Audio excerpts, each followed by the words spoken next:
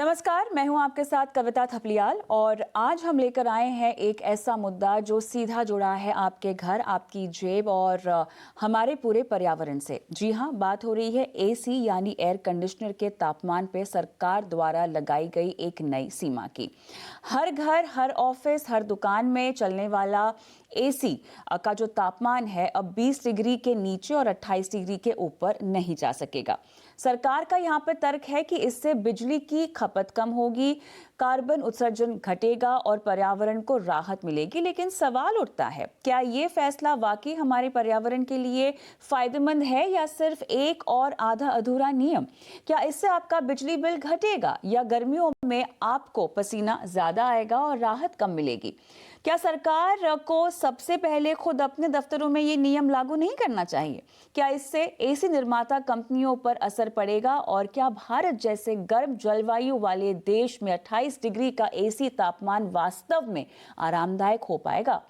आज हम इन्हीं सभी सवालों की पड़ताल करेंगे, जानेंगे उपभोक्ता के अधिकार, सुविधा और जिम्मेदारी, और साथ ही बात करेंगे पर्यावरणीय संतुलन की और उस डोर की जिस पर आज पूरी दुनिया टिकी हुई है। हमारे साथ बने रहिए क्योंकि आज हम पूछेंगे बड़े सवाल आपके हित में, आपके पर्यावरण के हित में। जो सवाल आपकी स्क्रीन पे इस वक्त आ रहे हैं, क्या तय तापमान सीमा से आम आदमी का बिजली बिल कम होगा या बढ़ेगा? कैसे आंका जाएगा इस कदम को? क्या एसी के तापमान को सीमित करने से वाकई में कार्बन उत्सर्जन में कमी आएगी या ये सिर्फ एक प्रतीकात्मक कदम रह जाएगा? क्या सरकार ने इस कदम से पहले पर्यावरणीय असर का मूल्यांकन किया था या सिर्फ बिजली बचाने की एक रणनीति है ये? एसी कंपनियों और इससे जुड़े व्यवसाय पर किस तरह का असर पड़ेगा? क्या ये फैसले से आर्थिक नुकसान होगा? यही सारे सवाल अपने पैनलिस्टों के सामने हम रखेंगे। मैं एक बार मिलवा देती हूँ हमारे सभी मेहमानों से। अजय माथुर मेरे साथ हैं, former director general of the International Solar Alliance, Indian energy sector expert. Sugeet Grover हैं, programme manager, Sustainable Habitat Programme, Centre for Science and Environment. Doctor Yogrishi Vishwaketu, scholar हैं, founder of Akhand Yoga Institute, global yoga educator भी हैं। शालू अग्रवाल मेरे साथ हैं, डायरेक्टर ऑफ प्रोग्राम्स, CEEW। आप सभी का स्वागत है। चर्चा में शुरू करूं उससे पहले हमारे सहयोगी समीर दीक्षित हमारे साथ जुड़े हुए हैं जो इस पूरी खबर को समझाएंगे। तो समीर, खबर क्या है ये बताइए।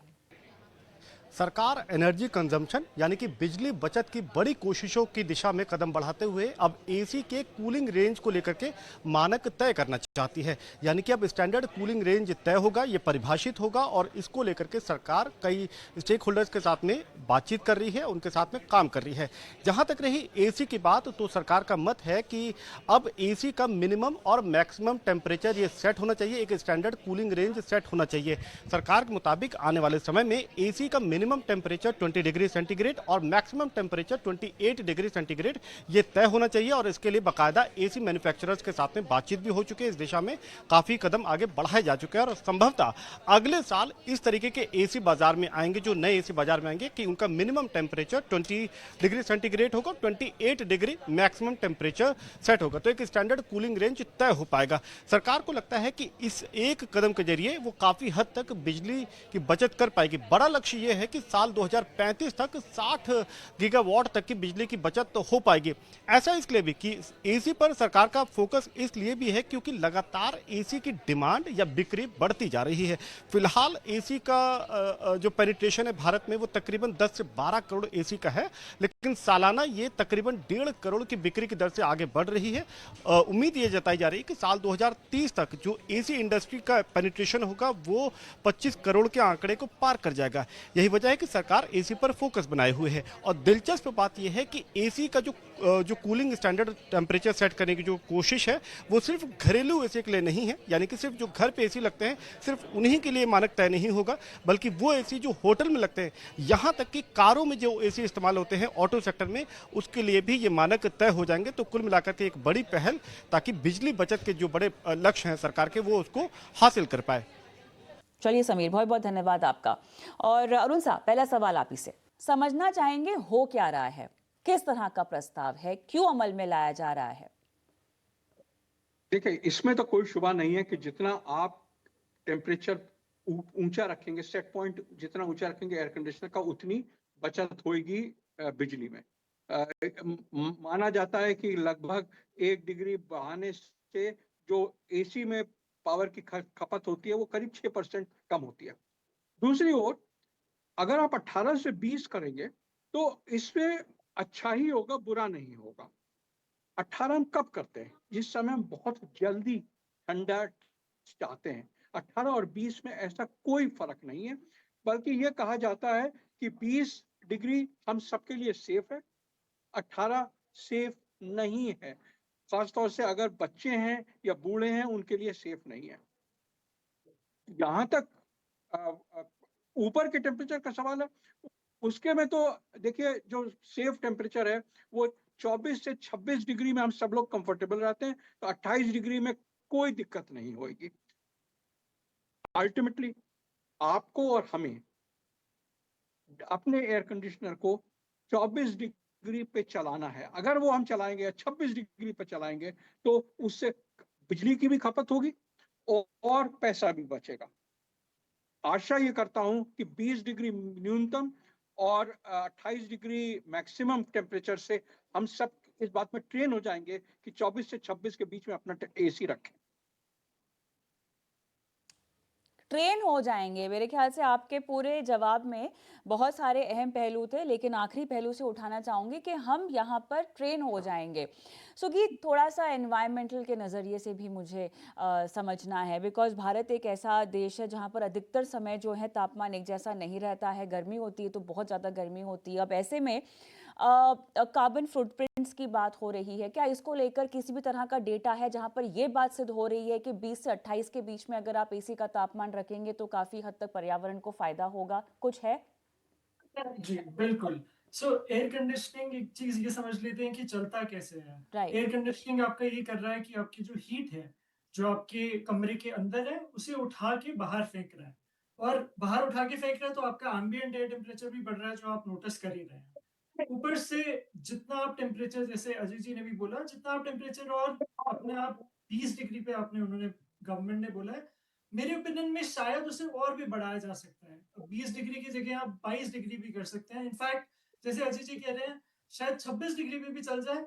चलिए मान लेते हैं बिल्डिंग में थोड़ी थोड़ी लीकेजेस होती हैं तो चलो 26 डिग्री पे वो कभी अटेन ना कर पाए या उसमें प्रॉब्लम हो, बट इस 20 डिग्री को भी थोड़ा सा उठाया जाता है एंड यकीनन इससे कार्बन फुटप्रिंट भी कम होगा। जैसे उन्होंने बताया कि हर एक डिग्री से 6% की बचत की जा सकती है इलेक्ट्रिसिटी, और इलेक्ट्रिसिटी आपको पता है कि इंडिया में काफी हद तक कोल से अभी जनरेट होती है, जिसका मतलब है कि आप उसके कार्बन एमिशंस होंगे। तो इन दोनों तरीके से बहुत बढ़िया डिसीजंस है, और मेरे ख्याल से 20 डिग्री की जगह से 22 डिग्री पे भी ले जाया जा सकता है।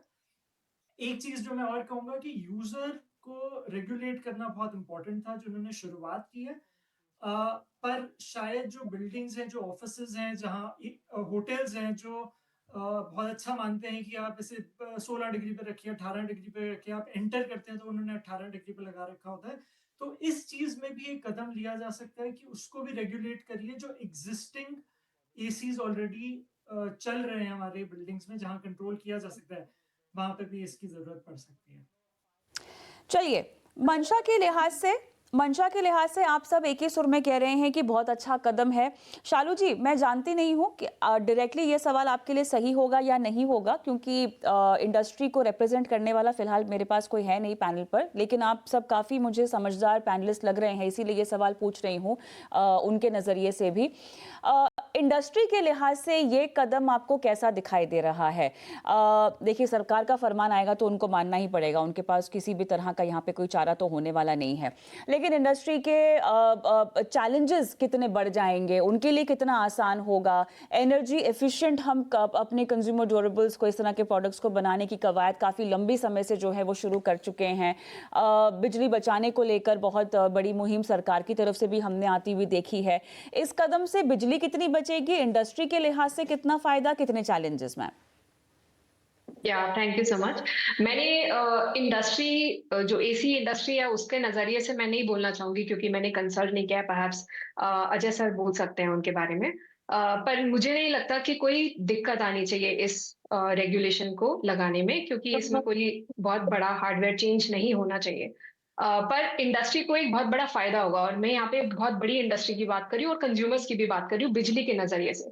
क्योंकि ये जो मूव है जो union power minister Shri Khattar ji ने जो लेके आ रहे हैं, ये बहुत इंपॉर्टेंट मूव है, क्योंकि जैसे जैसे कूलिंग की डिमांड बढ़ रही है, एसी का अपटेक बढ़ रहा है, हम देख रहे हैं कि बिजली कंपनियों को पीक समर्स के दौरान पावर क्वालिटी और रिलायबल पावर देने में मुश्किल आ रही है, और कई कई जगह पे डीटी ट्रांसफॉर्मर फेलियर्स हो रहे हैं, लो वोल्टेजेस की समस्या बढ़ गई है रात के टाइम पर, जिसकी वजह से सब लोग जो बिजली की व्यवस्था से कनेक्टेड हैं उनके इक्विपमेंट्स खराब होने शुरू हो जाते हैं। तो इवन इवन इफ 10% से कम लोग एसी यूज करते हैं भारत में आज की डेट में, फिर भी जब पावर जाती है तो सारे लोगों की पावर जाती है जिनके पास में एसी नहीं भी है। तो जब हम ऐसा मूव लेके आते हैं और इससे जो बिजली की बचत होगी, उससे सिर्फ थोड़ी बचत नहीं होगी, बट जो पावर कंपनीज हैं वो अच्छी क्वालिटी बिजली ज्यादा समय तक ज्यादा लोगों को दे पाएंगी, और ये आई थिंक एक बहुत बड़ा इम्पैक्ट होगा इस मूव का, जो कि हमें समझना चाहिए, और ये इंडस्ट्री के लिए, लोगों के लिए, सबके लिए अच्छा है। और दूसरी बात, जैसे माथुर सर ने बोला कि ये जो थर्मल कंफर्ट रेंज है ये 20 से 28 डिग्री तक ही मानी जाती है, जो कि एक सही टेम्परेचर है जिसमें हम लोग को अच्छा लगता है इंडिया में। मतलब जो CPT यूनिवर्सिटी है अहमदाबाद में बेस्ड है, they have proven through research कि हम जब इस टेम्परेचर में रहते हैं तब हमें अच्छा लगता है, इसके अगर नीचे जाते हैं तो it's not good for health. तो अगेन इंडस्ट्री में काम करने वाले लोग फॉर बेटर प्रोडक्टिविटी, हम लोग जब एज ह्यूमन बींग्स हम ऑफिस में होते हैं, हम बहुत लो टेम्परेचर्स में होते हैं, तो आई थिंक ये overall for the economies productivity from better supply of electricity और बेटर टेम्परेचर के पॉइंट ऑफ व्यू से एक अच्छा मूव है।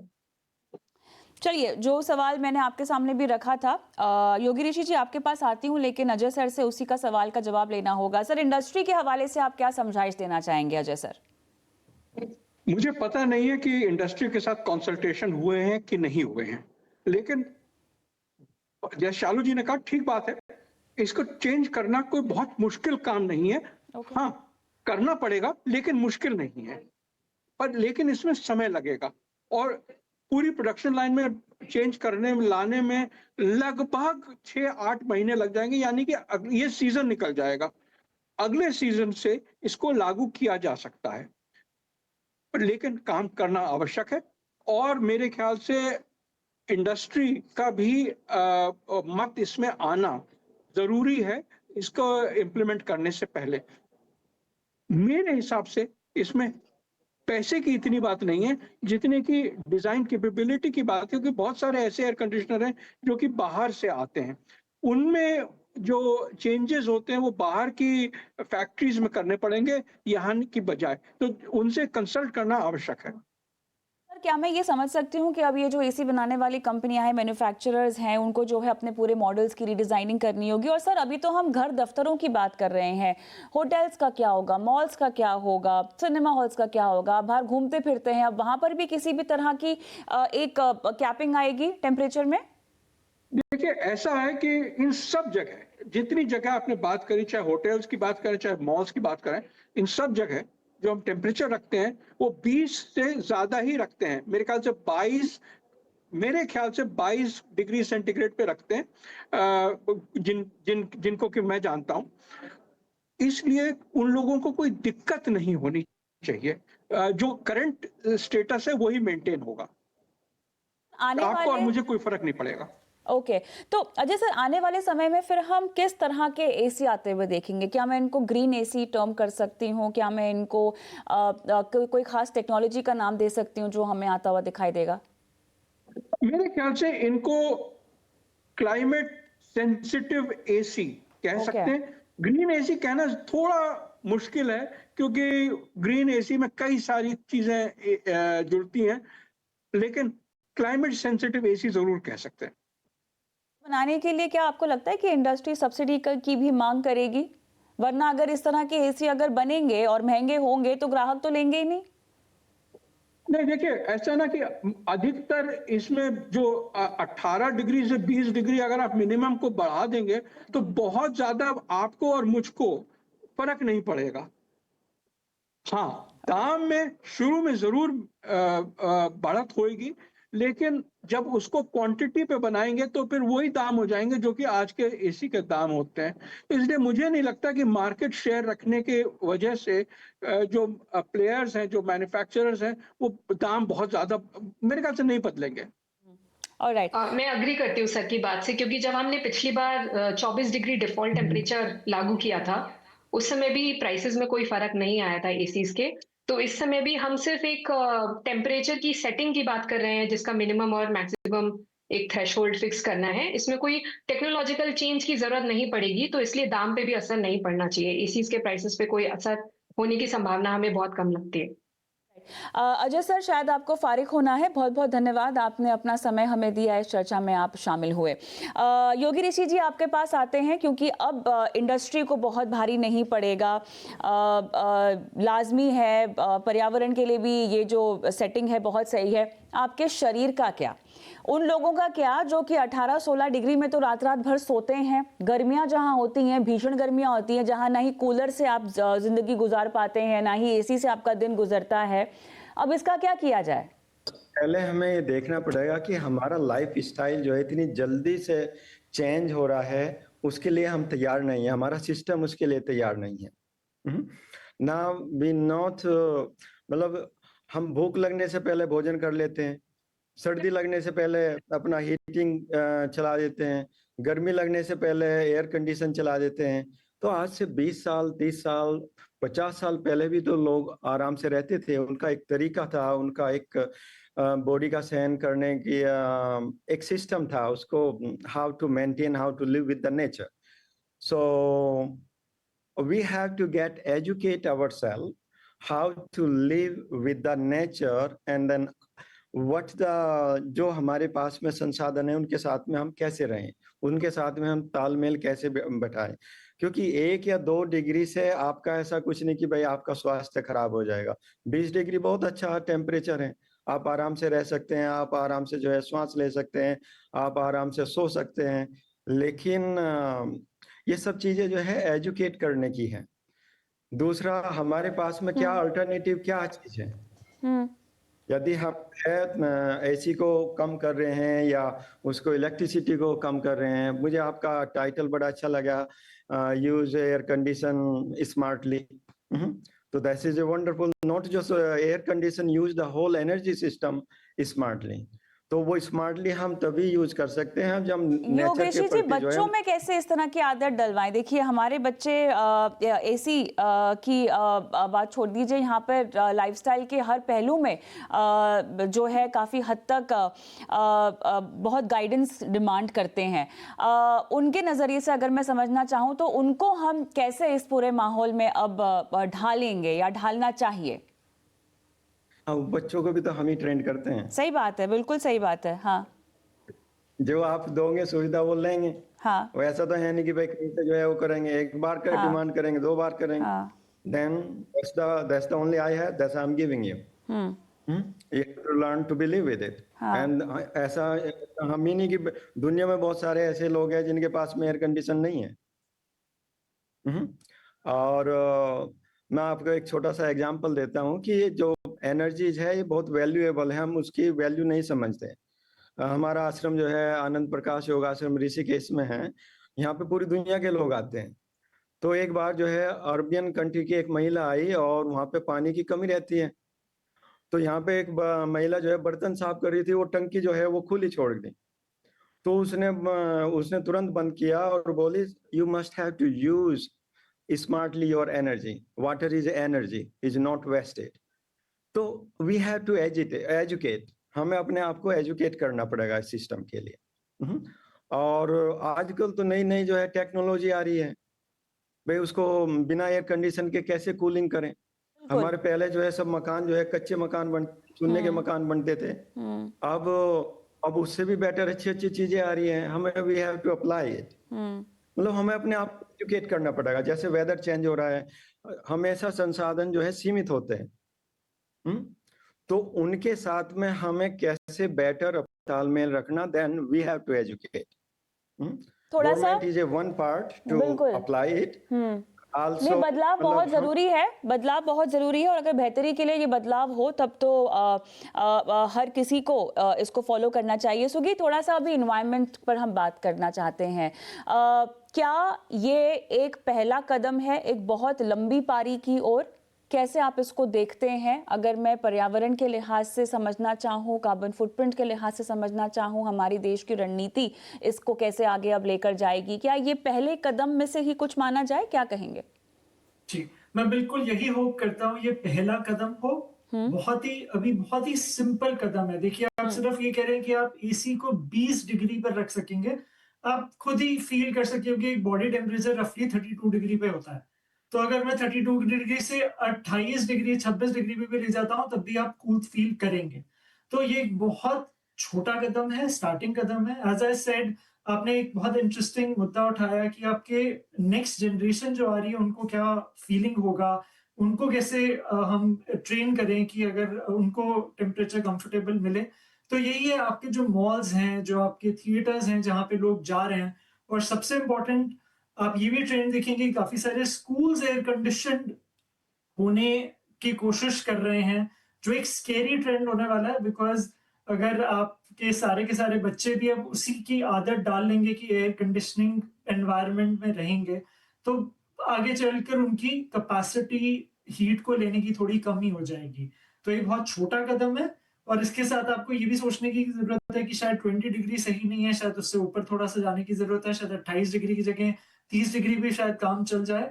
और दूसरा ये भी, जो एग्जिस्टिंग बिल्डिंग्स हैं उसमें भी ये रेगुलेशन लाएं कि वो भी उसी तरीके से ऑपरेट हो कि आपका वो टेम्परेचर थोड़ा सा बढ़ा के चले। 26 डिग्री 28 डिग्री फैन के साथ, हवा के साथ बहुत कंफर्टेबल रह सकता है।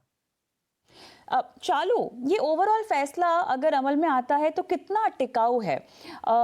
ऊर्जा नीति के लिहाज से अगर मैं इस फैसले को समझना चाहूँ तो ये कितना आपको लगता है सक्सेसफुल रहेगा, या सिर्फ बिजली की तात्कालिक कमी जो कि हम देखते हैं उसको पूरा करेगा, या उसको पूरा करने की क्षमता रखता भी है क्या? कैसे एनालाइज करेंगी? सॉरी, मुझे एक आपका नहीं, शालू को स्लैंग। पूछ रही हूँ, शालू को पूछ रही अच्छा, हूँ सॉरी। जी। सो सी, बिजली की डिमांड हमारी हर हर साल बहुत तेजी से बढ़ रही है, लगभग 6 से 7% ऑन एन एवरेज। तो वो तो बहुत कारणों से बढ़ रही है, पर उसमें एक कूलिंग की डिमांड का भी एक बहुत मेजर रोल है। और आगे आने वाले समय में जैसे ज्यादा लोग एसीज खरीदेंगे, कूलिंग खरीदेंगे, तो ये डिमांड बहुत तेजी से बढ़ेगी। तो सिर्फ ये टेम्परेचर लिमिट करने से वो डिमांड तो पूरी नहीं होगी, पर जो एक्सेस डिमांड है, जो वेस्टफुल यूज ऑफ एनर्जी हो रहा है, जिसकी जरूरत नहीं है, वो कम होगा एटलीस्ट। बट और ऊर्जा नीति के जरिए से देखा जाए तो जैसे सुगीत जी ने बोला, हमें और भी बहुत सारे कदम लेने होंगे जिससे कि लोगों के पास और भी ज्यादा एनर्जी एफिशिएंट एसीज और सॉल्यूशंस पहुंचे। वो अपने घर को ऐसा डिजाइन करें कि उनको कम से कम एसी यूज करना पड़े। जैसे कि आप शेडिंग करें, आप फैंस लगाएं, बिना फैन वाले घर ना बनाएं, सेंट्रलाइज कूलिंग के बजाय पार्ट कूलिंग करें, जिससे कि आप जिस एरिया में है सिर्फ उसमें एनर्जी यूज कर सके। तो ये तो हो गए घर के डिजाइन वाले। आप सही तरीके के क्लाइमेट फ्रेंडली कपड़े पहने। कई बार क्या होता है, हम क्लोथिंग ऐसी चूज कर लेते हैं कि हमें कपड़ों की वजह से गर्मी लगती है और फिर हमें और ज्यादा एक्स्ट्रा कूलिंग करनी पड़ती है। वो हम क्यों अपने वातावरण के अनुकूल ड्रेस नहीं हो रहे हैं, जिससे कि हमें अपने आप ही ठंडा लगेगा। दूसरा, हम कई बार हमें लगता है, ये जो एक परसेप्शन है, मैं अपनी दोस्त से बात कर रही थी कि उनको लगा कि अच्छा ये टेम्परेचर बढ़ा दिया जाएगा तो हमें बहुत गर्मी लगेगा, हमारा टेम्परेचर हमारे कंट्रोल में नहीं होगा। तो मैं यहाँ पे बोलना चाहती हूँ, कई बार लोग एसी का टेम्परेचर 16 डिग्री इसलिए करते हैं क्योंकि उनको लगता है कि उसके वजह से जल्दी ठंडा होगा रूम। ऐसा नहीं होता है। एसी का स्पीड वही होता है जिस पे वो चलता है। वो कोशिश करता है कि आपके रूम को 16 डिग्री पे लेके आ जाए, और कई बार वो 16 डिग्री पे इसलिए भी नहीं ला पाता क्योंकि आपने एक छोटा एसी लगाया एक बड़े एरिया में। सो ये मूव लोगों को, कंज्यूमर्स को इस तरफ के लिए भी नच करेगा कि आप अपने जगह के हिसाब से राइट टनेज का एसी खरीदें और उसको फैन के साथ में यूज करें, सही टाइप की क्लोथिंग अडॉप्ट करें और सही टाइप के घर के डिजाइन में रहे। तो जब ये 4-5 चीजें एक साथ आएंगी तो अपने आप हमें जो कमी हमें परसीव हो रही है कि होने वाली है, ऐसा कोई कमी नहीं होने वाली है हमें। सुगीत, एक और चीज़ मुझे आपसे समझनी है, क्योंकि हम जिस तरह से इस पूरी रणनीति को लेकर आगे बढ़ रहे हैं, क्लाइमेट गोल्स आपने कहा, दोनों ने एक सुर में कहा है कि क्लाइमेट गोल्स अचीव करने में हम आगे बढ़ेंगे। सुगीत, क्या क्लाइमेट गोल्स हैं यहाँ पर, अगर आप जानकारी दर्शकों को भी दे सकें इस बारे में? देखिए, सबसे जो बड़ा एक टारगेट है वो है कि हमें 2070 तक न्यूट्रल पे होना है, कार्बन न्यूट्रलिटी पे होना है। और कार्बन न्यूट्रलिटी का मतलब है कि हमें अपनी एनर्जी कंजम्पशन को एक तरीके से कम करना है, और जो एनर्जी हम कंज्यूम कर रहे हैं वो ज्यादा रिन्यूएबल सोर्सेस से लानी है। और एनर्जी जो कंजम्पशन है उसमें बिल्डिंग्स एक बहुत बड़ा सेक्टर है, उसमें एयर कंडीशनिंग उसका सबसे बड़ा कारण है। और ये वो चीज है जो साल भर दर साल बढ़ती जी जा रही है। जैसे लोग ज्यादा अफोर्ड कर पा रहे हैं एयर कंडीशनिंग को, ज्यादा स्पेसेस एयर कंडीशनड हो रहे हैं, उसमें ये बढ़ता ही जाएगा। तो इस चीज को टैकल करने की शायद सबसे बड़ी जरूरत है, और ये बहुत योगदान देगा इंडिया के 2070 के कार्बन न्यूट्रल टारगेट पे। राइट, चलिए, तो आप सभी के मुताबिक अच्छी शुरुआत, जिसको इंडस्ट्री का सपोर्ट मिलेगा, उपभोक्ताओं के पैसे बचेंगे तो उनका भी सपोर्ट मिलेगा, और एक बहुत बड़ा मकसद जिसको भारत भी अचीव करना चाहता है क्लाइमेट गोल्स के लिहाज से, उसकी ओर ये पहला कदम, लेकिन डेफिनेटली ऐसा कदम नहीं जहां पर हम सफ़र में अब किसी भी तरह की रुकावट देखना चाहेंगे। बहुत बहुत धन्यवाद आप सभी का इस खास पेशकश में शिरकत की, दर्शकों का मार्गदर्शन किया। मुझे भी आज के इस एपिसोड में इजाज़त दें, लेकिन आप बने रहें हमारे साथ। नमस्कार।